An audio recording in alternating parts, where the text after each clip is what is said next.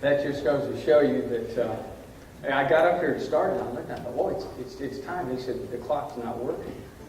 And I thought, you're right, it says 9:30. So I'm sure that I would get lots of encouragement if people back at back just keep moving it forward, regardless of it not working. But nonetheless, good to see you all this morning. So good. Everyone. For the next few Sundays, I'd like to talk about a study in Proverbs. And thus we read just a few moments ago from Proverbs chapter 1. And you can go ahead and open back to that. And we'll be looking at that in just a moment. I was going through a lot of things just trying to figure out what direction to take. It's always perplexing to me where we're at as a congregation. What do we need? What have I not done lately? And I looked at Proverbs and I thought, I don't recall ever having really done a series of lessons on that. Not how long it'll be yet, but I've got quite a bit of material. But the thing is, obviously I've missed that somewhere along the line. A study of wisdom and how I just overlooked the value and the importance of it. Well, besides having the Bible, I do a lot of internet research and stuff too, and so I opened to Google. Okay? That's the research engine for a lot of computer users, and you type in a question and it'll give you answers what people say about those things. So I thought, I wonder what it says about people that do dumb things, starting out there. So I typed in, smart people doing dumb things. I only came up with 220 million hits. In other words, there are 220 million people out there writing about that. So obviously there's something to be said about the need to be wise, because there are 220 million people out there frustrated. Now, the United States only has, 350 or 400 million? And so more than half are thinking something ought to be done about these crazy people out there. Then I found one interesting article. It was actually titled, here we go, 12 very smart people who have done some very dumb things. And I'm going to read you just a few of those things. A couple of these names you might not recognize. Some of them I think you will. But W.B. Yeats, who was the foremost figures of the 20th century as far as literature, was once denied the post in the Trinity College when he filled out an application for there because he misspelled the word professor in it. So there you have it. Number 2, Ben Franklin nearly killed himself giving a shock to an electric turkey. I'm wondering in itself, why are you wanting to shock an electric turkey? But I guess that was his lab rat as far as results go. But I also remember something about flying a kite in an electric storm. Not so wise either. But nonetheless, we count him as one of the wise men of the past. Isaac Newton served in Parliament for a year's period of time. It says that during that time he spoke one sentence, having attended every meeting they ever met. And the one sentence that he spoke was, "Please close the window, it's drafty in here." So there you have wisdom at its best. Or you could say that Albert Einstein, was occasioned to have forgotten his own address. Never having driven, then he would go out and catch a taxi, and not knowing his address or remembering it, he'd say, "Please take me to Einstein's house." And thus he was known enough for that. Virginia Woolf, who accidentally baked her wedding ring into a pudding. Thomas Edison electrocuted an elephant. I don't suggest trying anything like that. Steve Jobs, a more recent person in our time, was known in his 3rd grade classroom to let live snakes loose. Someone commented, "But it was 3rd grade." And somebody responded, "But it was live snakes that he let loose." And then here's an interesting one to me. William Shakespeare couldn't ever decide how to spell his own name. He signed it at least 6 different ways. And then one of the anagrams noted that if you took William Shakespeare and coordinated the letterings, it came out, "I am a weakish speller." There you go. Wisdom at its best. Our society lacks nothing in having people do some very dumb things. Not just along the ideas of shocking a turkey or killing an elephant, but some really dumb things that people ought to know better. a very well-known person in recent news, Anthony Weiner, former U.S. Congressman from New York, involved in 2 different scandals. I won't allude to what it dealt with, but sending material over his cell phone. And you think, where did he get the idea that that was a wise thing to do? Bernie Madoff, a few years ago, who was well-known stockbroker, investment, financier, and also the chairman of one of the most important markets, the NASDAQ stock market, admitted to operating a Ponzi scheme. And you think, where did his wisdom go when he began doing that? Would he think he never got caught? Scandals go on and on. Tiger Woods, Penn State, Watergate, Enron. There are political scandals, church scandals, academic, sport, game show, corporate, journalistic, and Olympic Games scandals. We have no shortage in our society of people doing foolish things, thinking they're going to get away with them. There is, therefore, a great need to study the book of Proverbs, a great need for wisdom, and even among ourselves. Now, the book of Proverbs itself is one of 5 different books in the Old Testament that are called books of wisdom. Along with that, Job and Psalms and Ecclesiastes and Song of Solomon, also sometimes categorized as books of poetry. That's 5 out of the 39 that are in the Old Testament. But Proverbs itself in chapter 1 opens with a focus on wisdom. Verse 2, after it introduces that Solomon is the one that's writing this, it says, to know wisdom and instruction, to perceive the words of understanding, to receive the instruction of wisdom, justice, judgment, and equity, to give prudence to the simple, to the young man knowledge and discretion. A wise man will hear and increase his learning. And then verse 7, the fear of the Lord is the beginning of knowledge. But fools, on the other side, those that aren't wise, despise wisdom and instruction. An emphasis on getting wisdom, on doing that in the right way is the emphasis in the book of Proverbs. I want you to look at chapter 4 with me, and I want to break down what's being described here in verses 5 through 9.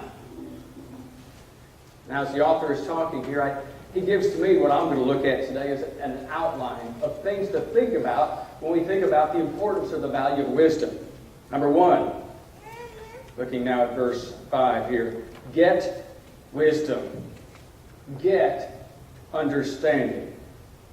Do not forget, nor turn away from the words of my mouth. Do not forsake her, that is speaking metaphorically about wisdom, and she shall preserve you. Love her, and she shall keep you. Verse 7, wisdom is the principal thing. Now, obviously, not over God, not over Jesus, his Son, not over the value of salvation through Jesus' blood, but as we're thinking about who we are as human beings, there's an exhortation, number 1, to get wisdom. Getting it is a matter that we're looking at as if we've got to do something to procure wisdom. In other words, it's not always the fact that you're just either born with it or born without it. Now, I know some people have a higher intellect. Some people are able to do things better than others in different categories. The idea of wisdom is something here that says, get it, like you're planning for this process. There's a career that I'm going to set about, just like we would do in college or work or whatever, that I've got these steps to move me in this direction. I'm going to be getting wisdom if I plan this out and do things in a certain way. It is a mental decision. It's not going to happen by accident. You don't wake up one day a millionaire, but if you are one, it's because you have set about to do certain plans and follow through with it. to get to that level. To get wisdom doesn't just happen by sitting in a church pew once in a while. There's a lot of other things that go on involved in that, and we're encouraged to make sure in that process. It's going to take a lot of effort along with that. And so as we're seeing this, we understand we're not just born with it. Now I want you to notice something about the life of Jesus. You probably remember in Luke chapter 2 the occurrence where Jesus is involved in disappearing, you might say, from his family. He's left behind Jerusalem when he was at age 12, and they were headed out on a caravan, I guess, with family, to return back to the city where they lived. And along the way, the parents realized he's not with us. Now, you might think, how could that happen? Do they not keep up with Jesus? But think about it from the other side. Number one, men and women a lot of times in these caravans travel separately. The men on one group, the women on the other. And as Jesus is headed to Jerusalem, likely during the time of age 12, he's hanging around mom and dad, or mom rather, and the women. And maybe at age 12, when things change, he's expected to be with the dad on the way back and the rest of the men in the group. In the process of traveling with a large group of people, who would be the last person that would forget to get on board? Jesus. So he's around the crowd somewhere, so they're thinking, but didn't exactly turn out that way. He stays behind in Jerusalem. As you recall, the parents went back and eventually found him in the temple. Do you recall what was going on?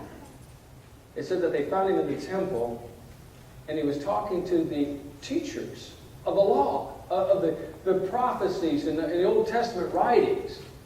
And the teachers were asking him questions, and he was answering those for him, and he was asking them questions that they couldn't answer. And they were astonished at the wisdom of a 12-year-old boy. And you might think to yourself, wow, God specially blessed him with it. It gave him an IQ, but I think there was some process going on. And the reason I think so is because in that same chapter, just a few verses down, it says, and Jesus increased in wisdom and stature and in favor with God and man. As if to say, as he was growing up, he continued gaining more and more wisdom. He didn't do that just by accident. It wasn't that God opened his brain and just poured it in there. But even Jesus set about to make sure that he was a wise person for all the things that he had to do. You might say, well, he knew his career and his fate and what he was going to have to do, and he especially needed that. But I think about what we do in our society. What we're called on to do just to be a friend, a fellow Christian, a person in the congregation that's accountable, responsible, a head of a family or a child within the family, and being responsible in that light. And all the things that we're to be doing. And do we not need wisdom, especially in this day and time? Don't take it for granted. Make the effort. Along with that, Psalms, verse chapter 1. Blessed is the man who walks not in the counsel of the ungodly. He's making a decision not to go this way, nor stands in the way of the sinners, nor sits in the seat of the scornful. But his delight is in the law of the Lord. And on that he meditates day and night. There's some strength being drawn from the Word of God that they meditate on that the psalmist writes about. And the fact is that our focus and our deliberate, intentional planning would take us in that direction. We might add to that what James writes about in chapter 2. As he's discussing the importance of going to God. And he says, if any of you lacks wisdom, let him ask of God, who gives liberally. If we're lacking wisdom, I've got to ask myself, who's at fault? Am I just constantly focused in other directions, or am I trying to gain some wisdom in the process, adding to my wisdom as Jesus did? Or am I just involved in just going through life and pursuing other things? Get wisdom. Study hard. Ask God for help and support in that. Now, along with that, after you get wisdom, verse 5 says, the latter part of it says, and don't forget it or turn away from it. Now, I ask myself, what does it take to forget being wise once you get it? Well, I think automatically, first thing is just don't use it. Just a quick show of hands in here. How many of you all took a foreign language in high school or college? Just raise your hand. Okay. How many remember their foreign language that they took in high school or college? A very few among you. Because what? You continue to use it in some way or other. I know the struggle having learned Spanish some time ago, and I'm not in it as much as I used to be. And so vocabulary doesn't come back as often. So there's a real potential, even though we're adding to it, if we just ignore it, just to lose it, to forget about it. We think about what's going on here, we could look to what Jesus, or rather God writes in Deuteronomy chapter 6. And all the things that God did for His people in getting them out of slavery in Egypt. The biggest wonders you could ever imagine, the 10 plagues that came upon Egypt, the crossing the Red Sea, the taking care of the people all the way through for 40 years, because they had to wander in the wilderness because they didn't believe God and try to conquer the land when they first should have. And so after all of this day-to-day caring and all of this, God says now in chapter 6 of Deuteronomy, I want to warn you, when you go into this new land, and you're eating from cisterns you haven't dug, and you're eating from crops that you've not grown, and your houses are full of things, and you have all that you need, beware, Deuteronomy 6 says, lest you forget the God who gave it to you. Now, if we can forget about God, obviously it's pretty easy to get all wrapped up in everything else out there and forget about how important it is to be wise in what we're doing, to be adding to our wisdom. Jesus says in Matthew chapter 13, talking in the parable of the sower, about the seed that comes into our life, and it depends on what soil it happens to fall upon. But there was one soil that just didn't really do a good job, and it said that the cares of the world and the pleasures and all that and the riches choked out the fruitfulness of the plant. And how much of that can really interfere in our wisdom, because we get wise and we do certain things with it, and then all of a sudden we slip off. And we're focused in other directions. Proverbs chapter 8, verses 10 and 11 ties so well in with this. Receive my instruction, and not silver, knowledge rather than choice gold. For wisdom is better than rubies, and all the things one may desire cannot be compared with her. So in the process of gaining all this wisdom, sometimes we lose the focus.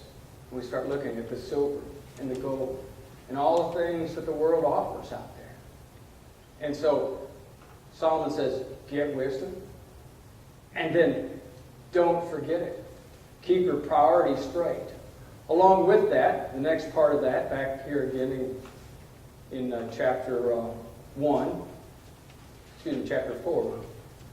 Get wisdom, get understanding, do not forget or turn away, and do not forsake her.